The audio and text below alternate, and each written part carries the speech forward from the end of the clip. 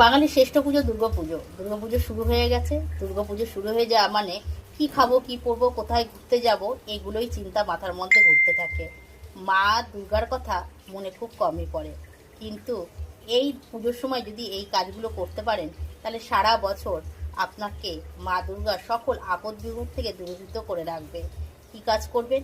এই সময় ঘর একটুখানি সাত্ত্বিক আবহাওয়ার মধ্যে রাখবেন, ঘরদোর পরিষ্কার রাখবেন, কারোর সাথে ঝগড়াঝাটি করবেন না। সব সময় একটা মায়ের কথা চিন্তা করবেন, মা এসেছে এটা মনে করবেন। যেমন মা ধরুন কোথাও ঘুরতে গেছে, অনেক দিন বাদে যদি সন্তানের কাছে চলে আসে, সন্তানের কত আবদার আনন্দ হয়, সেরকম আনন্দের মধ্যে রাখবেন যে মা আমার আজকে আমার গৃহে আসছে। মা কিন্তু খালি প্যান্ডেলে আসছে তা কিন্তু না, প্রত্যেকটা মর্ত বাসির ঘরে ঘরে কিন্তু মা এই সময় আসে।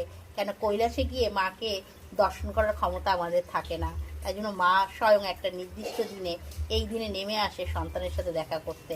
তাই জন্য আপনারা একটু মায়ের কথা চিন্তা করবেন, আর অবশ্যই সন্ধ্যাবেলা মায়ের নামে একটি ঘিয়ের প্রদীপ প্রজ্বলন করবেন।